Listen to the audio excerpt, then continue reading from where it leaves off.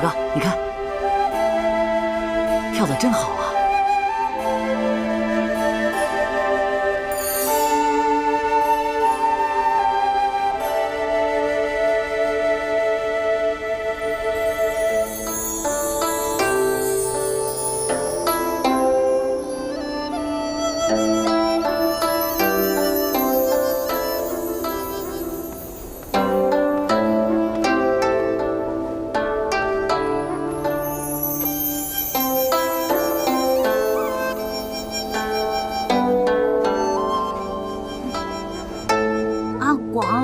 准备好了吗？我歌舞都一般般，要是不来点特殊效果，怎么夺人眼球啊？哎呀，你就把心放在肚子里。我呀，已经收集了一大袋的牡丹花瓣，等会儿你表演的时候，我就通过鼓风从房上往下撒，绝对是冷冷的发雨无情地在脸上拍。瞅你那傻样！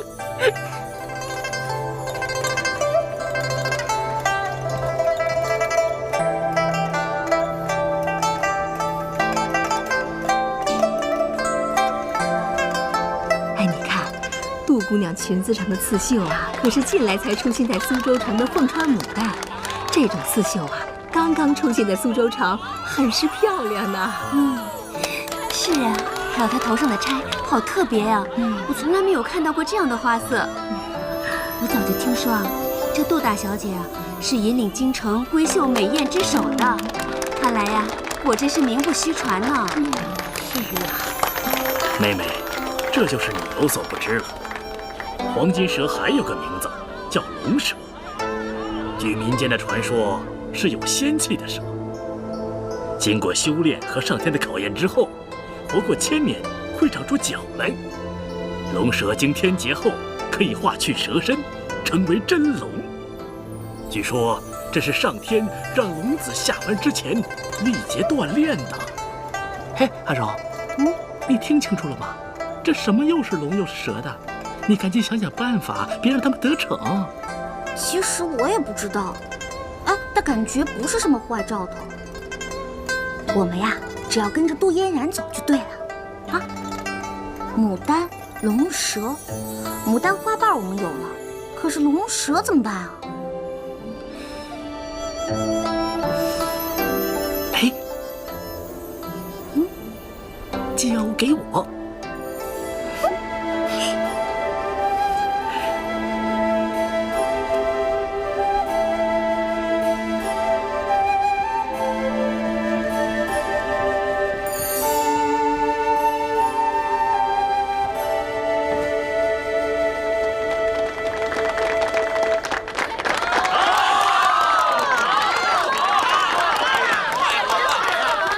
下面有请尹晴柔小姐登台献艺。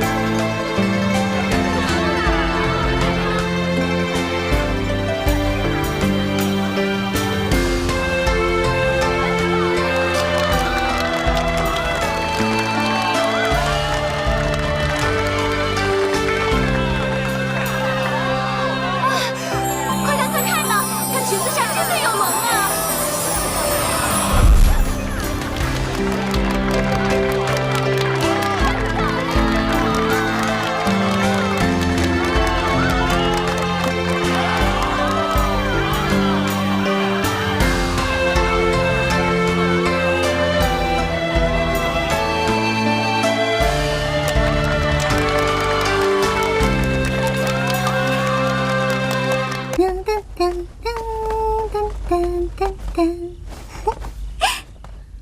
我以为当个花魁会有奖金什么的，谁知道就给了一朵大红花。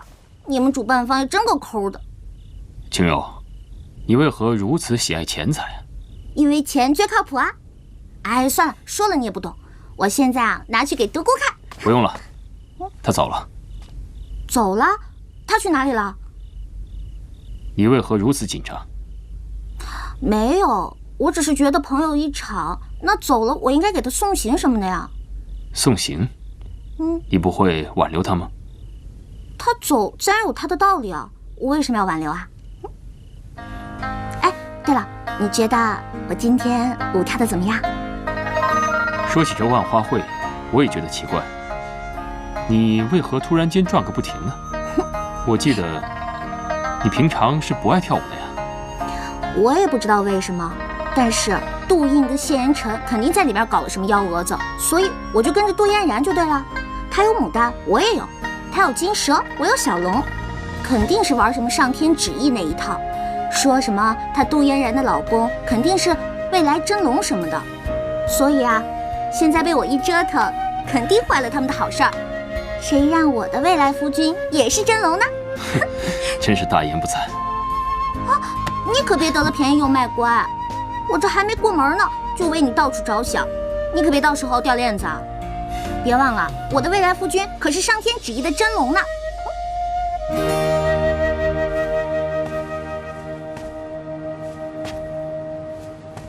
竟有如此之事。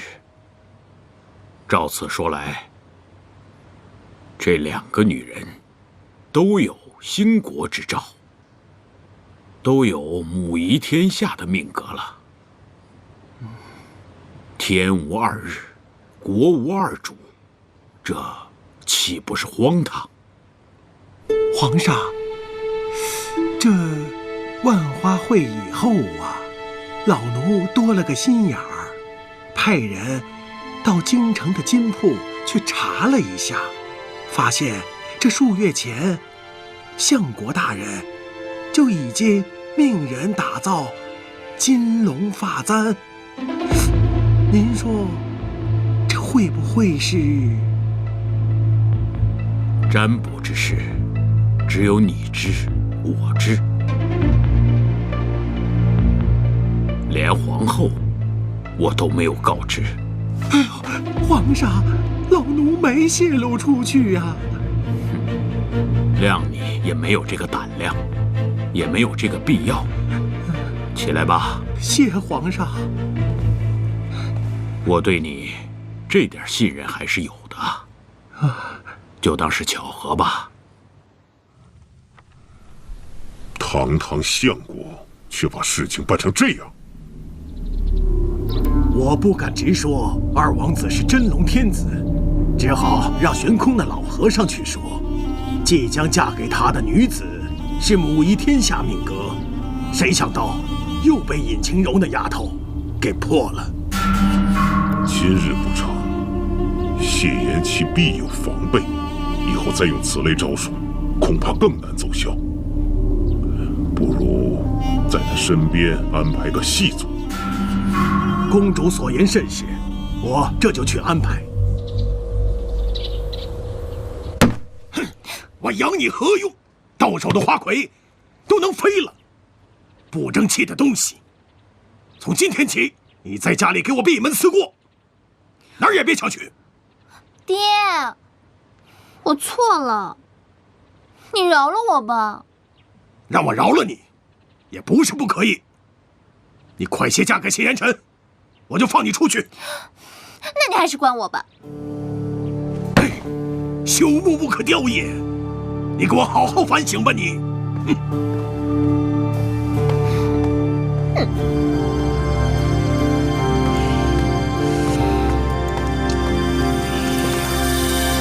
哎，我说哥呀，你能不能别再晃来晃去的了，跟个苍蝇似的。我头都大了。嫣然没能拿到花魁，回去之后他爹肯定又不会放过他，你叫我怎么能坐得住啊？哟，这嫣然叫的，还真够亲切的呀！不行，我得去看看他。哎，你别走，你这是要干嘛呀？要万一他真的被罚了呢？那我就救他出来呗。那你打算怎么救？我说你不会就这么单枪匹马勇闯相国府吧？拜托你用脑袋想想，那相国府是菜市场吗？你说进就进，说出就出吗？唉，不然怎么办？青柔说的有道理，你只身闯相国府，就算救得嫣然，也会因此祸及家人。越是慌乱之际，越要审时度势，慎重行事啊。这恋爱中的人智商果然是负数。不过多亏你有我这个好妹妹。难道你有办法？那当然了，还不快来谢我？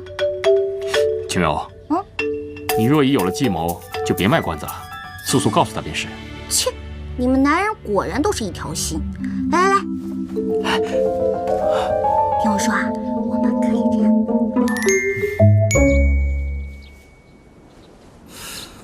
哎，你到底会不会啊？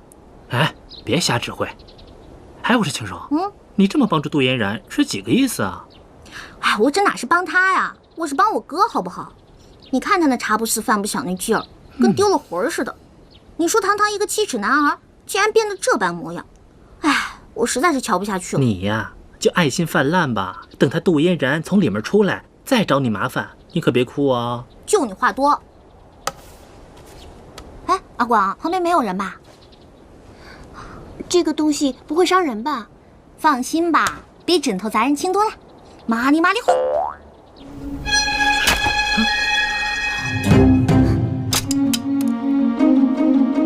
哎，青柔，你说你这个东西如果抛错了地方，被别人看到了可怎么办呢？放心吧，外人看不懂。什么意思啊？我没有署名，只有我哥的暗号。什么暗号啊？你就别八卦了，这是人家的小秘密，好吗？我们还是快走吧，别一会儿让别人发现了。走。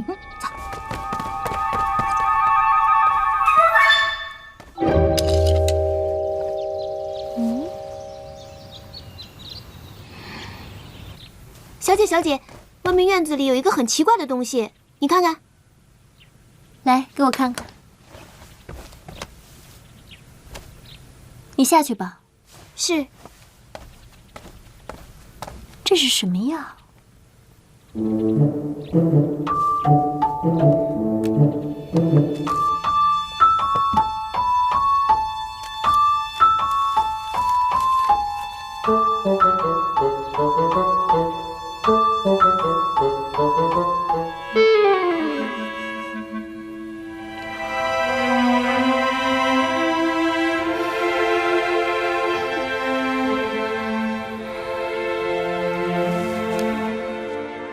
我这次来，是想让皇上赐婚，把嫣然许配给严辰王爷。哥哥，你可想清楚了？嫣然自小与琪儿亲近，你不怕她不答应吗？我这次进宫，正是嫣然让我来的。嫣然真的答应嫁给辰儿了吗？正是。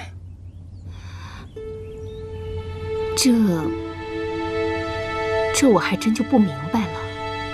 还望娘娘成全。哥哥，我们是自家人，你能不能跟我说句实话？嫣然真的答应嫁给辰儿了吗？妹妹既然说是自家人，那我也就直说了。我们杜家有妹妹母仪天下，才有了今日的荣耀。我就嫣然这一个女儿，她的未来不光是自己的，也是我们杜家的。我明白哥哥的意思，我也想让嫣然继承我的后位，以确保我们杜家家门兴旺。可现如今，太子之事，皇上并无主意，你怎敢如此揣测圣意？若是皇上无意将太子之位传给辰儿，你岂不是算盘落空？那就仰仗妹妹了，立谁为太子，妹妹的话才是最重要的。哥哥越说越不像话了，都是我的儿子，无论皇上立谁做太子，我都无话可说。可你的意思是说我左右圣意，在自己的儿子之间做选择吗？娘娘息怒，我这也是未雨绸缪。毕竟皇位只有一个，立谁为太子，这是皇后娘娘必须要做的选择。与其到时候慌乱不堪，不如早做选择呀。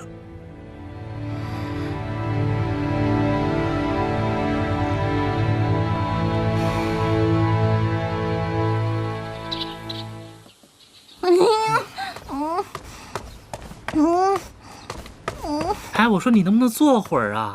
演月，臣妾做不到，做不到，做不到，做不到。看你那德行，既然夸下海口，要把有情人整成眷属了，那你就做到啊！记住了啊，什么时候都要学会处变不惊。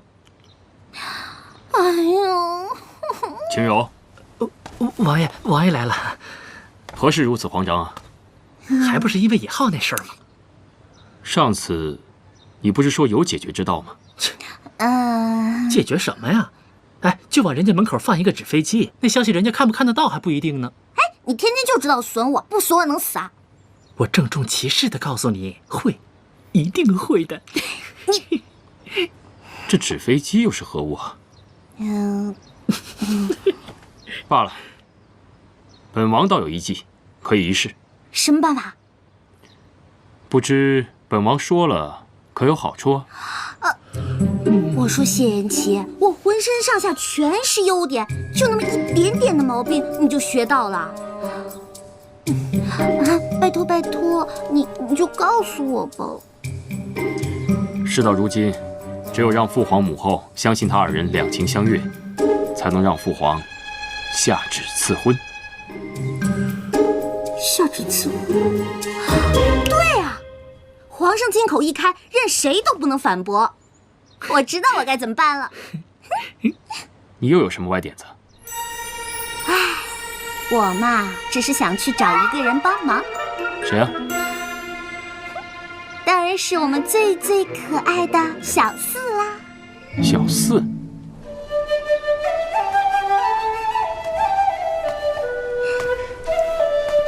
哎，帅哥，一个人啊？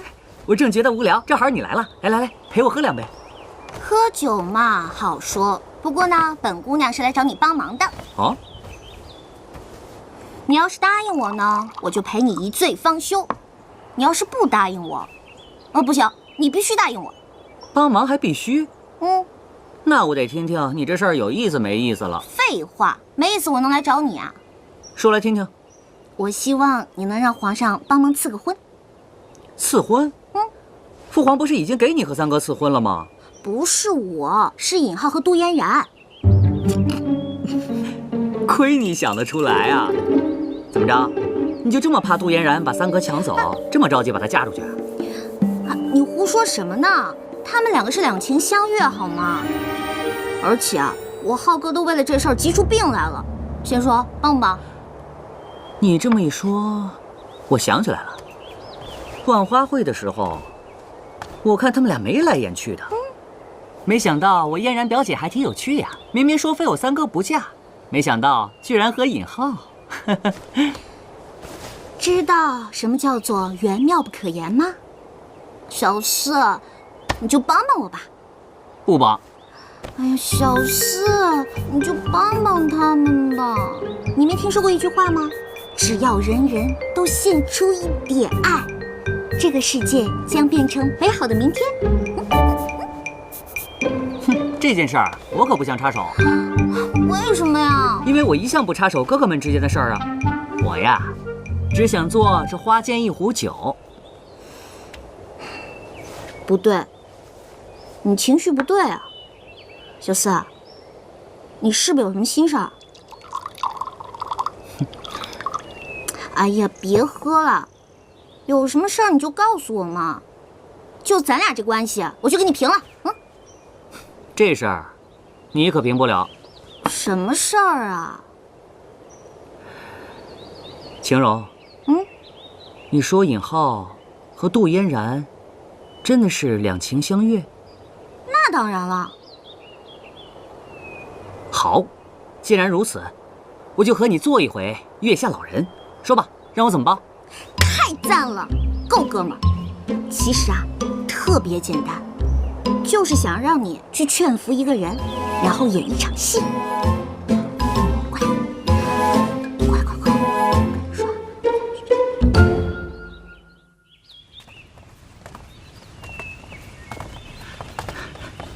母后，王爷，儿臣参见母后。是萧儿啊，今日怎么这么乖，早早就过来请安。母后，儿臣多年来四处云游，很少陪在父皇和母后身边。如今回来了，自然要勤快一些，多陪陪母后。对了，母后，儿臣知道你喜欢花草，特意搜寻了西域的奇花种子，进献给母后。你能有这份心意，母后很是欣慰啊。母后，儿臣听说，嫣然表姐被舅父禁足于府中，已多日不曾出门走动了。是啊，这事我也略知一二。嫣然也曾托人带了书信来，希望我劝说他父亲放了他。我也正为此事为难呢。不知是因为何事呢？还不是因为他的婚事吗？你舅父希望她嫁给你二哥，他不同意。可儿臣听说，嫣然和尹浩已经是情投意合，两厢情愿，难道舅父不知情吗？尹浩，这怎么可能呢？千真万确，儿臣不敢隐瞒母后。什么时候的事儿啊？怎么平白无故多出个尹浩呢？儿臣听说，嫣然表姐常去三哥的府上，其实是为了尹将军。依儿臣看，母后何不做个顺水人情，劝父皇赐婚于二人，也算是成就了一桩好姻缘。那怎么能行？尹浩只不过是个臣子，就算尹老将军战功赫赫，尹浩将来也顶多就是个将军。再说了，我已答应你舅父，求皇上将嫣然许配给你二哥了。母后，儿臣认为此事万万不可。为何？您想啊，嫣然身为相国之女，再嫁皇子，必将引起朝廷上下震动。母亲可知，自古以来，那些外戚专权的下场吗？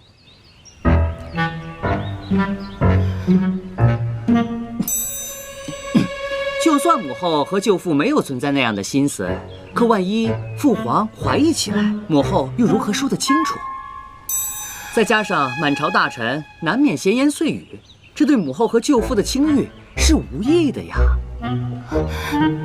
这我倒是没有想到，可我已经答应你舅父了，现在反悔，他恐怕也不会同意吧？不如母后先把嫣然表姐召进宫来，我自有解决的办法。好，好。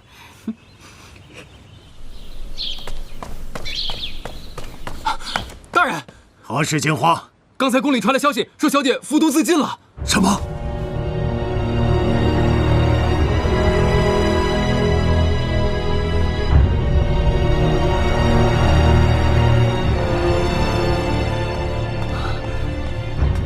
皇后娘娘，这是怎么回事啊？早上我与嫣然提起，要将她嫁给晨儿，没有想到她竟然服毒自尽。此刻御医正在诊断，也不知道这条命还能不能保住。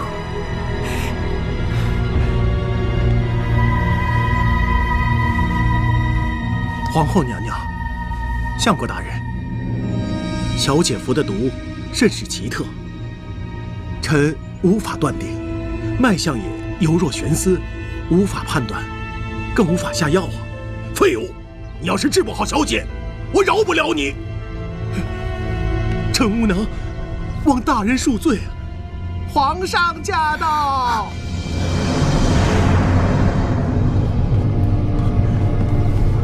嫣然，嫣然，嫣然，嫣然，醒醒啊！嫣然，放手！你快点放手！发生什么事了？请皇上恕罪。皇上，没想到小女的事惊动了皇上，老臣罪该万死。找到解毒之法了吗？启禀皇上，此毒貌似来自西域，臣一时半晌还找不到解毒之法。你说此毒来自西域？是。父皇，儿臣曾经游历西域多次，见过西域的巫蛊之毒，不如让儿臣一试，给嫣然诊脉。好，去吧。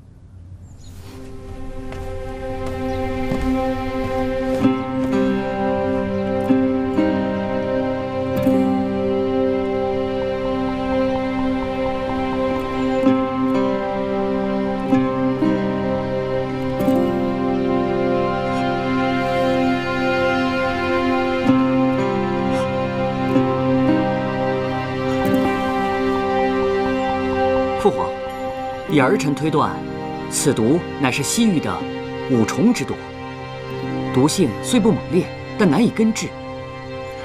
恰巧儿臣在古书上看到过解毒之法，不如让我给嫣然煎药吧。此方甚好，那你去吧。走，请。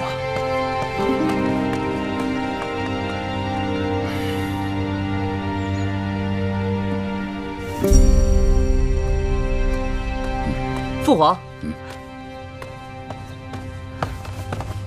父皇，药已煎好，只是有几味药引都是毒药，眼下只有以毒攻毒的方法才能治愈啊。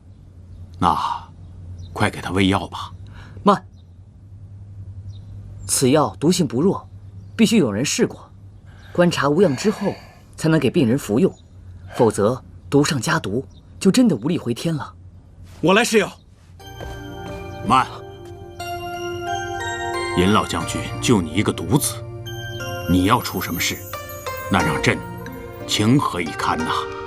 启禀皇上，尹浩已对嫣然心有所属，若是嫣然死去，尹浩也不会独活。这药无需别人来试，必须我来。大哥，你疯了！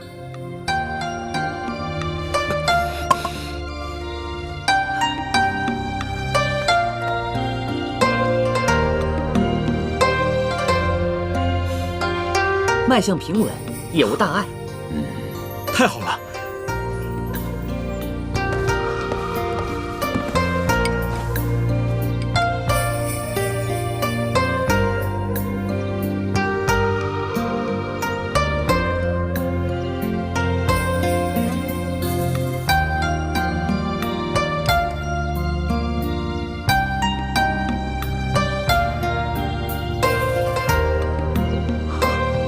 嫣然，嫣然，你醒醒！醒了。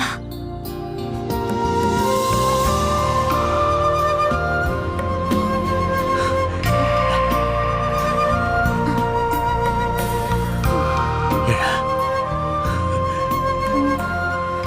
我这是怎么了？好啊，醒了就好。尹浩，你立了大功一件，朕一定要嘉奖于你呀！启禀父皇，尹浩替嫣然试药，赤子之心感天动地。既然两人两情相悦，还请父皇赐婚，不如就让有情人终成眷属吧。这皇上，万万不可呀！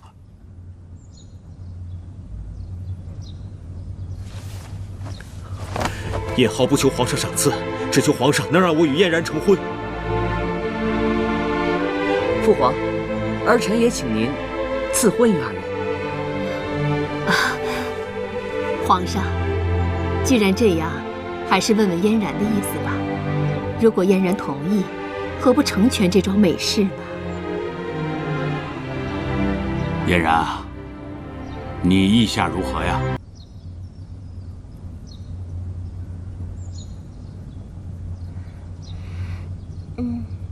好，既然这样，那朕就将嫣然赐婚于你，日后你要多多照顾。谢皇上。恭喜尹将军，恭喜大哥！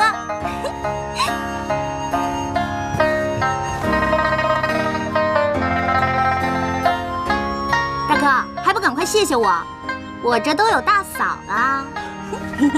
谢谢妹妹，谢谢大家。居然没有想到嫣然会服毒，差点闹出人命。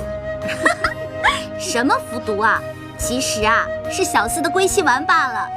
龟息丸？你说什么呀？还不是你这个好妹妹出的主意吗？连父皇都敢蒙骗。怎么了？你要告发我啊？我若要告密，你还能活到现在？究竟是怎么回事啊？其实是这样的，我呢，先是让嫣然服了龟息丸，然后让她表面上看起来像是中毒。随后发生的一切事情呢，都是为了逼你出来而唱的一出戏啊。难道这是你们设下的圈套？这可是皇后娘娘都知道的。妹妹，还是你聪明。那当然，小猪可不是白叫的。这施药一事啊，乃是嫣然的主意，也是为了测试你的真心。如今这段婚姻，正是因为你的勇敢无畏感动了她。哎，四王爷呢？我还没有好好谢谢他呢。哎，小四呢？刚才还在这儿呢。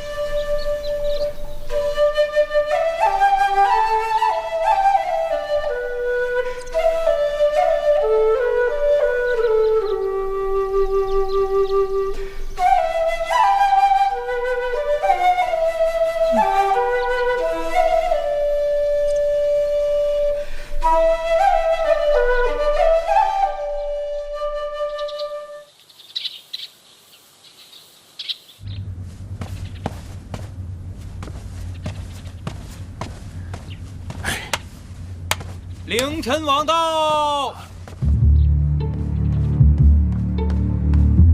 舅舅，这到底怎么回事啊？怎么才半天的功夫，嫣然就白白便宜了以后那小子？皇上开了尊口，你我怎敢违抗啊？那你说现在怎么办？王爷，舍不得孩子套不着狼。这一次，王爷得舍出你的心头肉了。你是指你的双儿？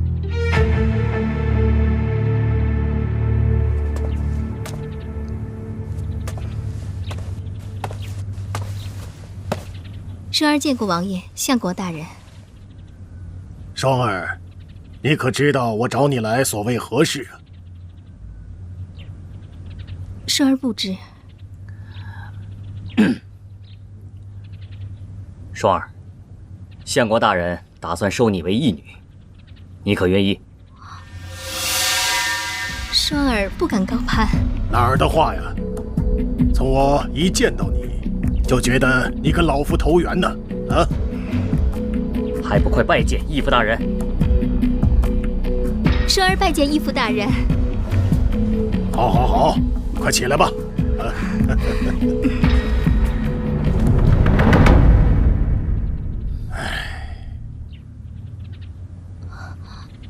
义父，可是有什么烦心的事吗？双儿啊，既然叫我一声义父，我也不瞒你了。我这一生必定是要辅佐二王爷登上皇位，可是那谢延琪却处处和二王爷作对。自古长幼有序，二王爷本应该就是太子。你能这么想，我非常高兴。你愿意为我和二王爷做事吗？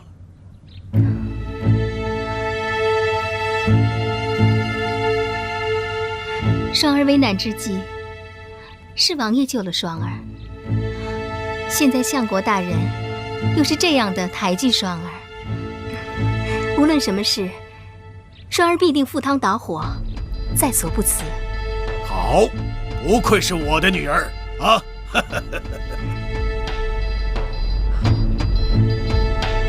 双儿，这次要为难你了。王爷想让双儿做些什么呢？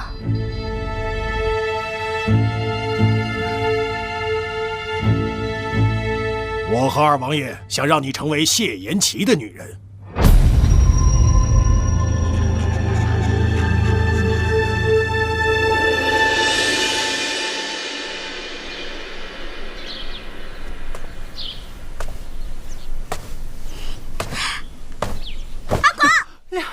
你吓我一跳！哟，把你吓傻啦？瞅你那小眼神儿，生无可恋似的。别闹，我有心事儿。哎呦喂，这自从到了古代，我可就没见你烦过。好吧，说来听听，也让我尽尽闺蜜的本分，帮你排忧解难一下。去死！顺便也让我乐呵乐呵。去死！我今天看着四王爷，觉得他心情不好，好像有心事儿。我想帮帮他。我也觉得他怪怪的。阿光，你不会是对小四的讨厌？你不会是对小四那个什么了吧？没有，我就是看他心里难受，我心里也挺难受的。青柔，咱们帮帮他吧。怎么帮啊？哎，青柔，我都打听清楚了，别看四王爷平时嘻嘻哈哈的，其实啊，他也是受过情伤的人。那然后呢？然后就没有然后了。我觉得吧，他肯定也是无时无刻的想着他的心上人，所以咱们就像上次骗皇上那样，把他的心上人给召唤出来，让他见见，好不好吗？不好，我们都不知道他心上人长什么样。我都打听清楚了。哎，他们家里啊有一个那个女孩的画像，咱们就这么着把那个女孩的画像给偷出来，行不行嘛？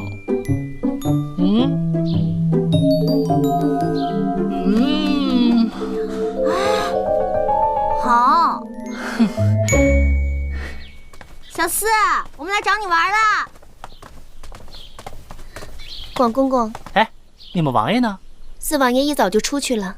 唉，点儿背不能愿意受贿，咱们还是进去等他吧。走。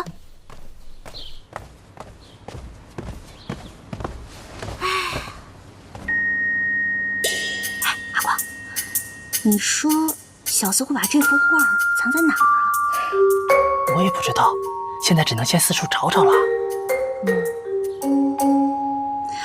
哎呦，你说小四最喜欢在房间里面藏一些美酒了，要不我们先去找找看吧？好啊，走。尹姑娘，您还是等四王爷回来吧。我跟你们四王爷那么熟，哎呦喂，尹姑娘，怎么了？尹姑娘她有疯牛病，是麻风病，你赶紧去找太医，一会儿就不得了了，快点去，快点去！不行了，我快不行了。你才有疯牛病呢！哎，我这不一时口误吗？好了好了，赶快去找吧。好。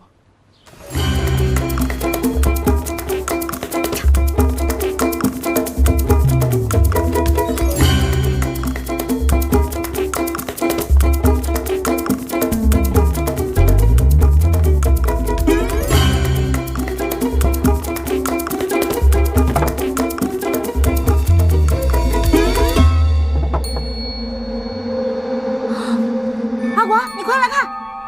啊，这个是不是就是小四朝思暮想的人啊？应该是吧。哇，你看她长得多漂亮啊！可是为什么她穿着戎装呢？哎，行了，先别想那么多了，赶紧把她的样子记下来。你以为我是照相机啊？咔嚓咔嚓咔嚓就能拍下来啊？你们怎么在这儿？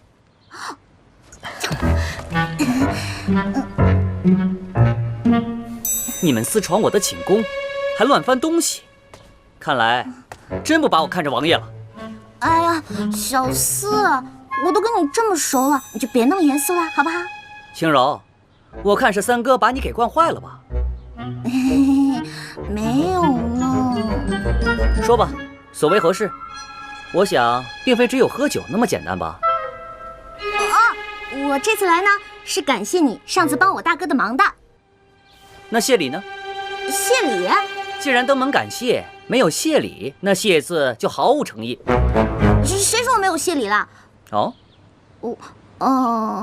我是来邀请你参加我们的烧烤大 party 的。烧烤爬梯，什么意思啊？没听过没看过吧？保证你不会失望的。哎，听你这么一说，我倒觉得挺有意思的。好，我一定到。广，青柔，青柔，你没事吧？没什么事，我最近辣条吃多了啊，没什么事，我先走了啊，再见啊。走啦。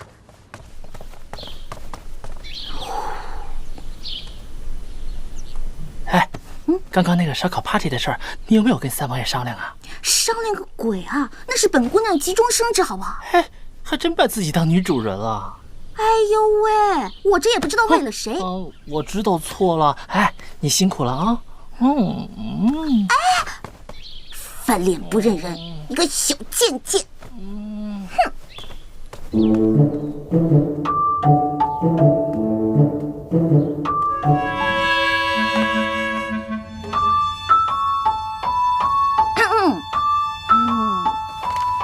你来了。王爷，我有个事儿想跟你商量一下。叫我王爷？怎么突然知晓礼数了？想必心怀鬼胎吧？其实呢，我是想办一个篝火 party。篝火 party？就是一个大聚会，大家一起喝喝酒、烤烤肉什么的。不可。为什么呀？我朝勤俭兴邦，而我等身为皇子，必须更加严于律己，以身作则。你若举行宴会，必然大有动静。若让父王得知这王府里大兴奢靡之风，必然会怪罪于我。哎呀，我只想找熟悉的人一起喝喝酒、聊聊天、吃吃肉，花不了几个钱的。这……哎呀，求你了，你都没有吃过我烤的肉呢。你？保证你吃了我烤的肉，一定赞不绝口，乐得合不拢嘴。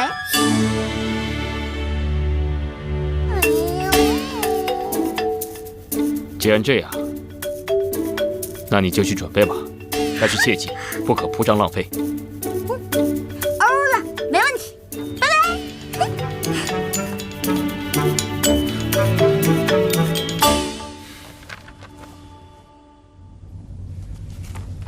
皇上，大皇子归天已久，这储君之事还望皇上早做决断。皇上，微臣斗胆推举二皇子。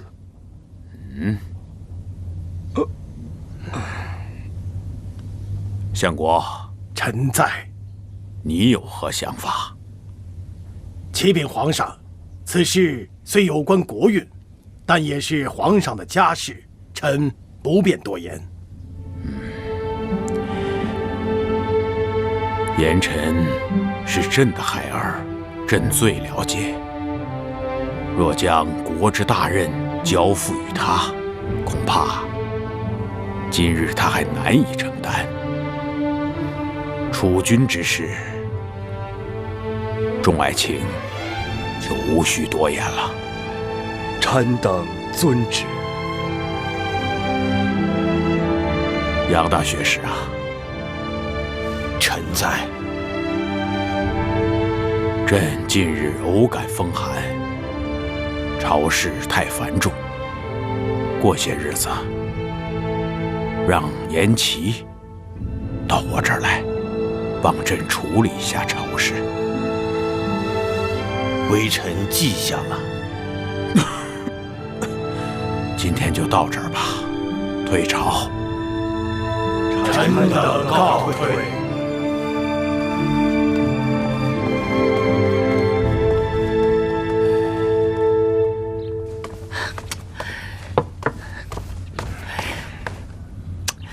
舅舅，你还有心思喝茶？你还有功夫喝茶？眼看着太子之位就要落榜了，若是让谢延琪当上了太子，你我可就真没好果子吃了。你慌什么？还不慌？难道你有什么解决的办法了？皇上最近身体抱恙，表面上说是偶感风寒，可我问过太医，皇上这是久病成疾，若要康复，也不是那么容易的事。这可是你的好机会啊！此话怎讲？你应该趁机多多探望皇上，侍奉茶药，多吃斋念佛，为皇上祈福，这样你的孝心必然上达天颜，下承民间。好，那我明日就进宫。不，今日就进宫。来人，在，准备进宫。是。哎，这是一种小虫子。哎，尝这个。哎，好，好。哎，多喝点吧。味道真好，我先不吃，我从来都不敬你一杯。来，这为何物啊？这个呀叫羊肉串。这如此吃法倒也新奇。吃一个嘛。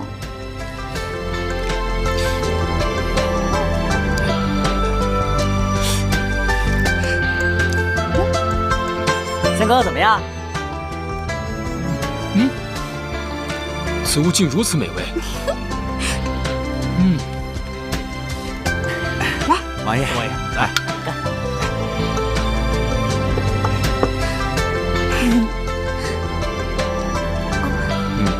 不脏了。来，我教你怎么烤。好。特别简单。来，拿着扇子，刷点油。好。转一转。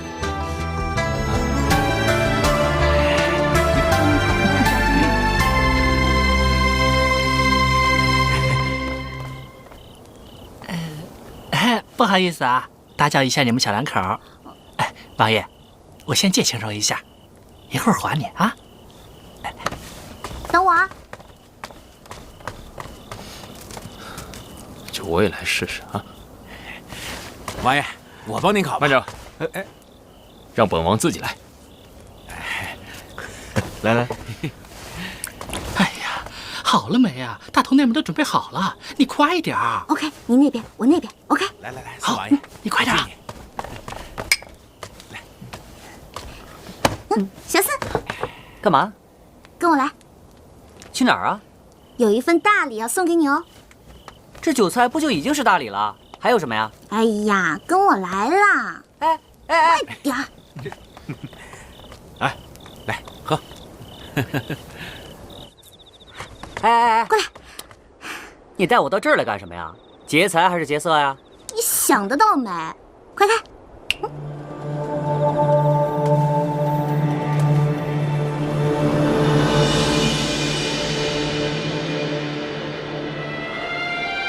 玉童，玉童，哎，切莫上前！我这是用西域幻术召唤出他的魂魄，你要上前，他就散去了。你胡说！玉童明明还在世上，你如何能召唤出他的鬼魂？不可能，这一定是假的，这一定是假的！哎，小四，果然是你！你为什么要这么做？我们只是想让你开心一下。逗我开心？逗我开心就用这种魑魅魍魉之术来哄我吗？尹清柔，你们太过分了！小四，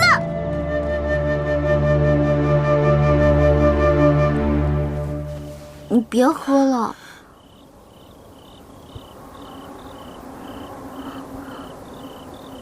小四，我知道我错了，我给你道歉。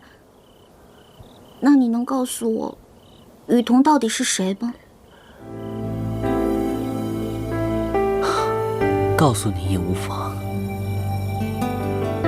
玉彤是我心爱之人，玉彤与旁人不同，她虽然说是女儿身，但是酷爱戎装，常常陪我骑马、打猎，巾帼不让须眉。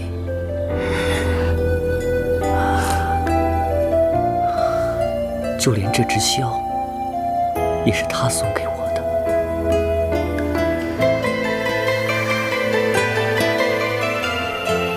难怪。那他现在人在何处呢？他人在哪儿？我也不知道他人在哪儿。他仿佛就像在人间蒸发了一样。那你这么多年是一直都在等他吗？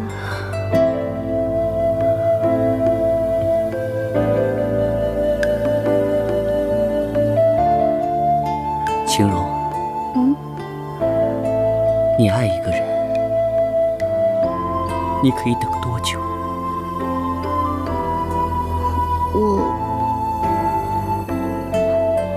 我不知道。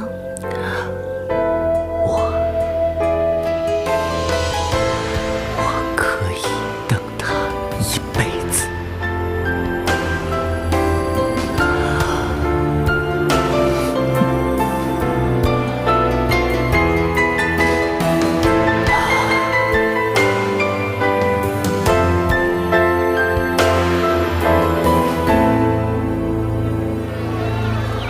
瞧见没有，这小子又能喝又能吃，天天晚上他都要喝，跟三王爷一个模样。你看看，瞧见了没有？哎，知道吗？听说那个二王爷，那是每日都为皇上祈福，特别诚心，天天都吃斋念佛呢。是，听说了，而且还听说他天天扶着皇上喝汤药啊！哎呀，真是个大孝子啊！哎呀，不错，我想着二王爷将来必定有番作为。是啊，这要跟当年圣上一样，那咱们百姓可就享福了啊！对，是不是啊？是福气，就是他是没错。臣见过皇后。哥哥来了，嫣然近日可好？好，还好，毕竟待嫁闺中，最近甚是乖巧。那就好，我还以为哥哥会为这段姻缘而生气呢。啊，不，皇上既然开了金口，臣哪敢不满呢？臣这次来，是向皇后娘娘报喜来了。哦，皇上身体抱恙，二王爷伺候在侧，并且吃斋念佛，为皇上祈福。二王爷的孝心，真乃是江山社稷之福啊！臣儿一片赤诚之心，皇上也是十分感动啊。民间也在流传说二王爷是人中龙凤，必是大福大贵之命。民间还有何谣言？这个，臣不知当讲不当讲。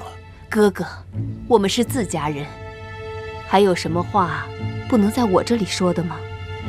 啊，民间还在流传说皇上这次病重期间，三王爷、四王爷不但不侍奉左右，还在王府内狂欢嬉闹，真是有失皇家风范呐。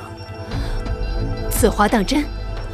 民间是如此传言，臣也不知真假。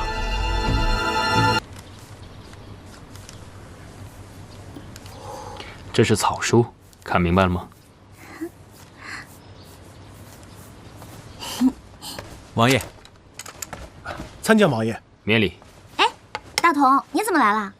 王爷，晴柔，我在市集上听到一些传言，特来告知你们。哦，是何传言？大家都在说二王爷宅心仁厚，皇上身体不好时，天天在身边伺候着。倒是说你，我怎样？说王爷您没有孝心，皇上生病了，非但不照顾，反而还天天在王府里作乐。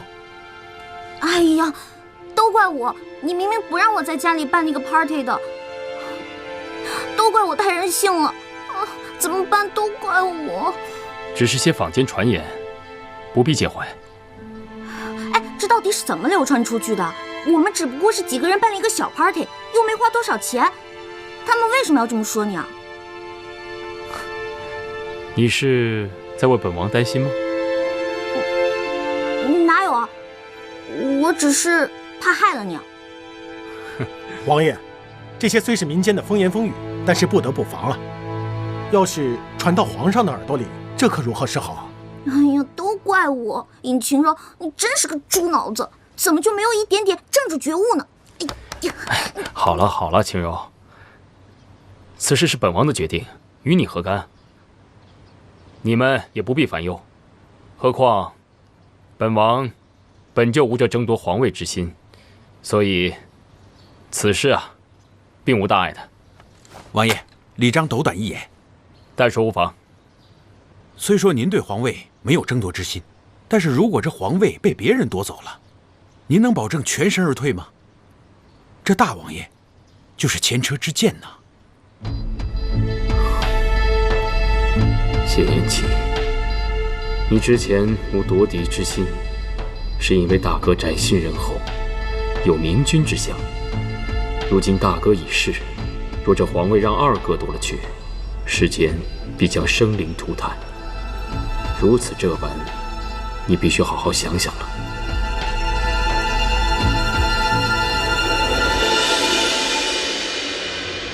这事情竟有如此传闻。是。这市井之言不可轻信呐。这齐儿的秉性，你我都清楚。朕在病中，这齐儿每日都进宫，照顾在侧呀。你看，他看朕的腿脚不好，就给朕送来了这个轮椅，说是找能工巧匠特意为朕做的。你看他什么时候把孝心挂在嘴边了，还不都是付诸于行动吗？可事情为何又有此传闻呢？这其中必有蹊跷啊！要是义儿活着，你我就不必为此担忧了。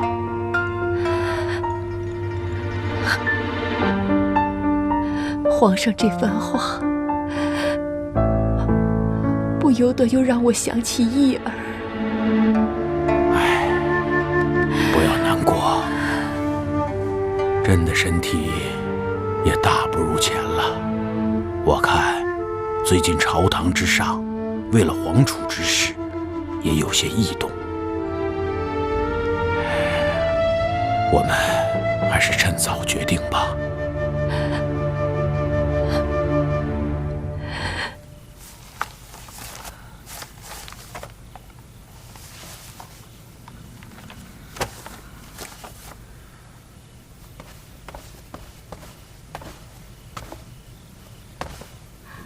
王爷，都这么晚了，双儿，吃点东西吧。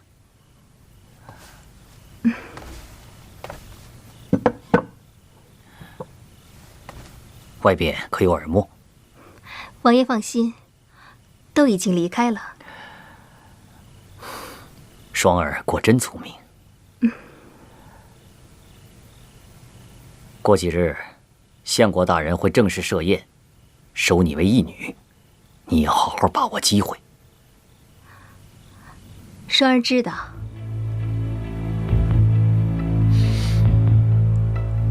其实本王也十分舍不得你。双儿明白，凡事都要以大局为重。今后双儿不管身在相国府，还是临齐王府，双儿的心都会在王爷这里。你放心，等事情成了，你就是我的贵妃娘娘。双儿谢王爷。不过双儿，你到了相国大人那儿，一定要做出一副大家闺秀的模样，千万不要让人看出你是青楼出身。王爷放心，双儿定不负所托。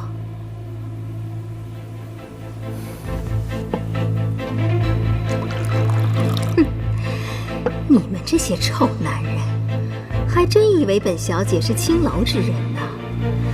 本小姐那可是下得厅堂，上得大床，岂是你们这些古代的蛮人所能理解的？早晚有一日，要让你们为轻视我而付出代价。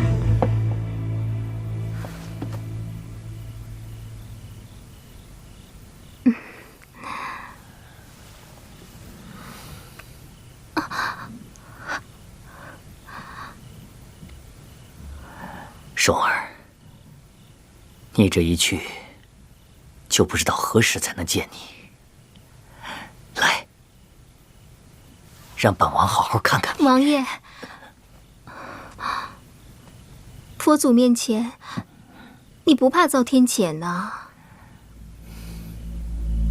哼，我就是天，这酒肉戒都破了，再破一戒，那又如何？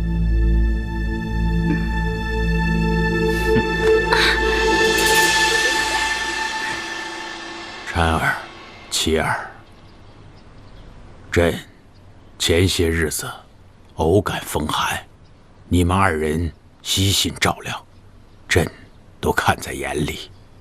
父皇哪里的话，这都是儿臣应该做的。为父有意让你们二人同进御书房，协助朕一起处理朝政。你们二人意下如何呀？谢父皇，儿臣感激不尽。琪儿，你呢？为父皇分忧，此乃理所当然之事，儿臣定当鞠躬尽瘁。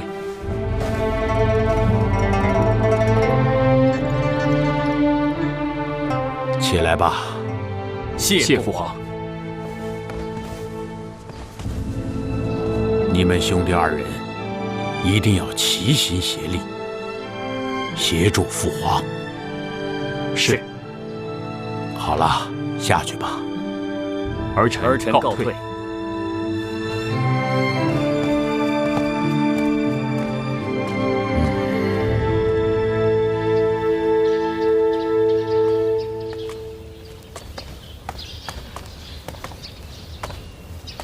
三弟，你说父皇让我们共同议政，是所为何事？二哥以为呢？三弟那么聪明，想必不会不理解父皇的用意吧？他是想在你我二人之中选出太子之位。二哥怎可如此揣测圣意？难道三弟不这么想吗？四弟玩世不恭，父皇肯定不会将太子之位给他的。那以二哥的意思，你我二人谁更合适呢？那我倒想听听三弟的意见了。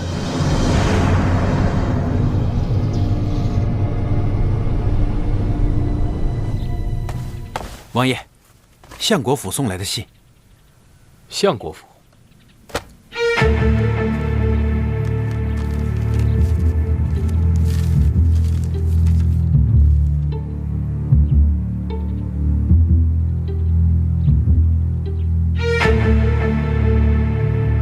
相国此举，到底意欲何为？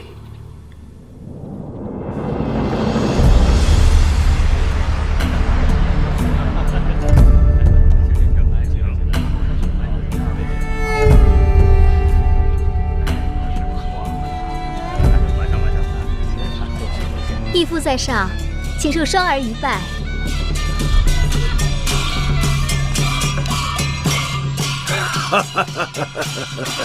双儿，起来吧。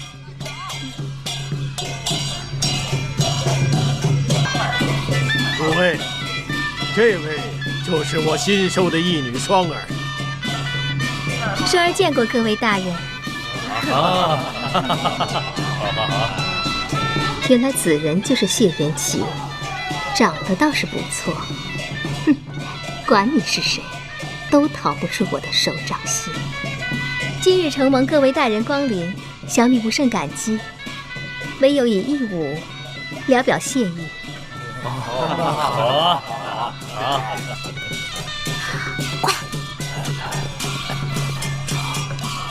妹子，王爷不让你来，自有他的道理。你为何如此固执，来凑这个热闹？他不让我来，我偏来。哎，不是我说，我让你来是让你跟你们家嫣然相聚的，不用管我，该干什么干什么去吧。我走了，你们能行吗？放心吧，没有问题。记住啊，千万不要闹出动静，我一会儿回来接你们。哦嘞。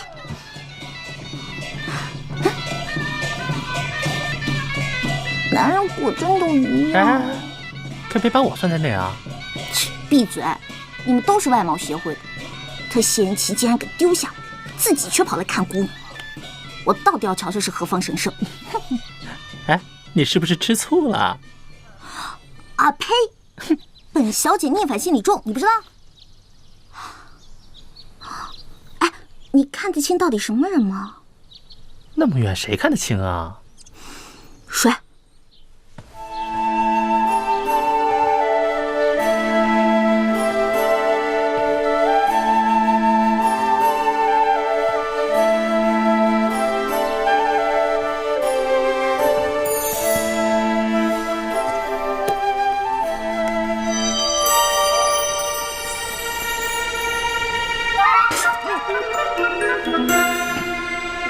阿果，你快掐我一下！这真的是他，我不是在做梦吧？你没有看错，除了他孔双双，还能有谁啊？我去，真是冤家路窄啊！没想到这个女魔头也穿越过来了。看来这周大同啊，说的是真的。怎么办啊？什么怎么办啊？我们还是走吧。